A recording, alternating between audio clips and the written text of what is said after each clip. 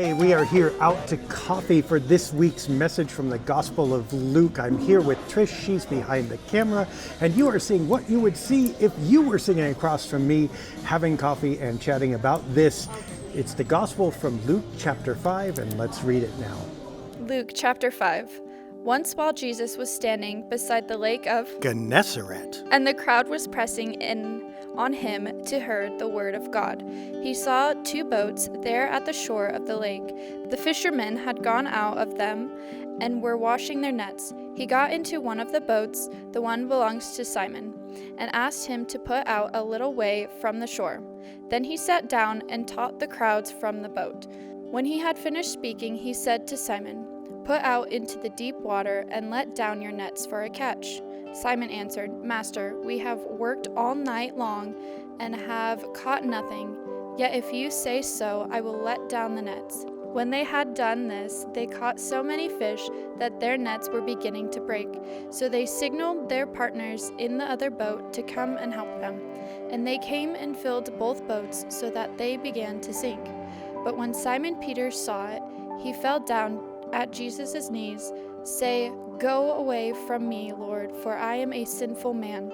For he and all who were with him were amazed at the catch of the fish that they had taken. And so also were James and John and sons of Zebedee, who were partners of Simon.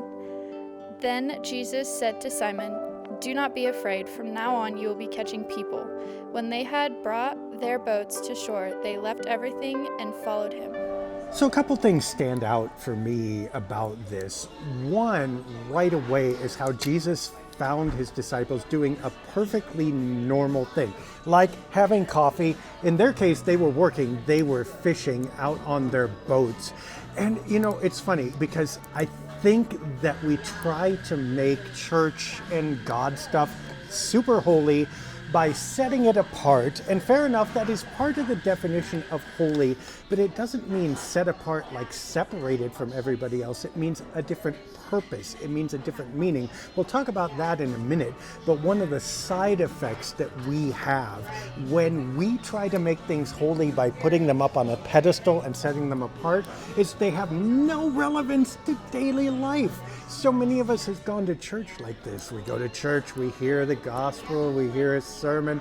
It's our nice holy hour of the week where we do the churchy things, and then we go home and do whatever it is we do, and it changes nothing. Jesus finds his disciples in the midst of doing their everyday stuff. Their everyday stuff is implied to be part and parcel of their holy calling. They don't have to stop what they're doing, set time aside, dress up, comb their hair, and be quiet and pray and whatever. Maybe they'll do all that stuff too, but that's not the point. The point is that God is where we are. God is in the midst of our work, the work that we do every day. And if the work that we do every day isn't somehow holy or blessed or part of our God story, then our God story isn't nearly as big as it should be, and it doesn't matter as much as it should even to us, let alone to anybody else. They're out there fishing. They are doing their daily stuff. Jesus says, hey, in the midst of this fishing, let's do this God stuff. Now, it doesn't mean that they can believe it right away. In fact, Peter starts to argue with Jesus. And he argues with Jesus on the basis of competence. Like, look, okay, even if you are the Messiah, the whatever you are, this is my life, right? I've got this fishing stuff down. I've fished for years and years and years. I grew up in this trade. And you're going to tell me how to fish? I don't buy it, Mr. Messiah boy, right? It's like, okay, God can have the God stuff. This is part of why we have church set apart. God can have that stuff, but we want our own life, and we decide how much God comes into it and in what ways. I remember thinking about this when I was young.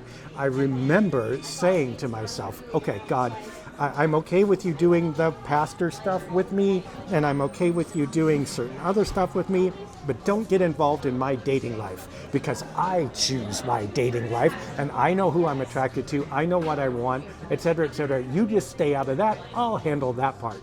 Predictably, it went awful. And it's only until I literally said to myself, all right, this isn't working. I don't know what I'm doing. I don't know what I'm doing wrong.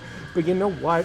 I know that I'm keeping this part apart from everything else. I'm trying to control it all myself.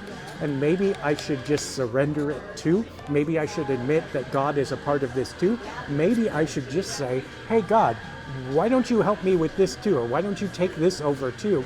And you know, I said that to myself, suddenly I relaxed, things changed. Lo and behold, it worked a lot better. Eventually got married, had kids, did all that stuff. But not while I was trying to keep it to myself. Not while I was trying to keep it apart from God. And we do that in so many ways. We think our jobs have got to be ours, or our finances have got to be ours, or whatever it is that is dearest to us, we're going to keep, and the things that are less important, we will cede to God.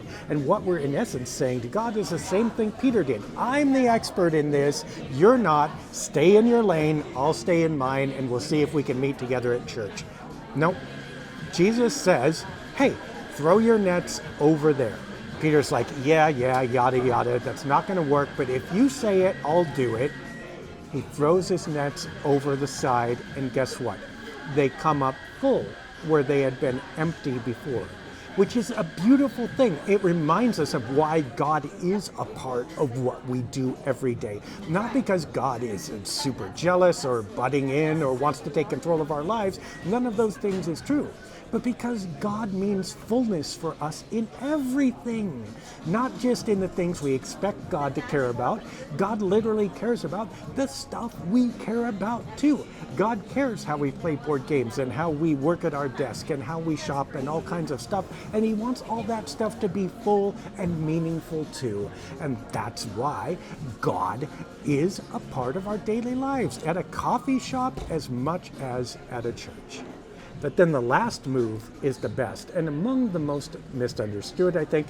Jesus says, hey, if you think this is cool, just wait, because you're going to be eventually fishing for people. You're going to be catching people, right?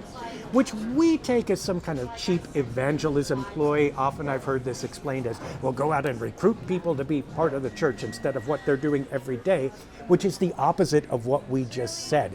God is with them every day just as much as God is with us every day. And when we say God is only with you when you're in our church, we are denying this gospel instead of living it out.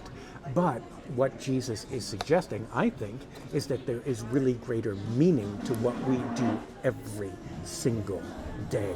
That our daily tasks, our daily routines, our daily interactions are way more important than we ever thought they could be, because they are meant for something amazing and life-giving and full. The way Jesus filled the nets of those fishermen, we also fill up each other and the world with the Spirit that we are given, with the love that we are given. We fill up the world around us through the things we do every day, and that is the purpose we're sent out there for. Whether we're a teacher or a parent or a game designer or working retail or a car mechanic or whatever it is, we are sent out to make the world fuller and better, and to do something that is meaningful for the people around us. In essence, to fill up and catch people the way those nets filled up with fish and caught fish. That is super cool, because now in our everyday, we can ask not just what are we supposed to do, but why? What difference does this make? How do we do this in a way that makes a difference to people and the world around us? That fills our day with a lot more meaning than we otherwise would have had. And it makes having coffee special, it makes 100 things special, and we absolutely love it. So, remember this gospel as you go about your days. Remember that God is with you in every moment. Remember that every moment has meaning, and spend your life trying to figure out how that's all playing out for you and for the people around you. Cheers.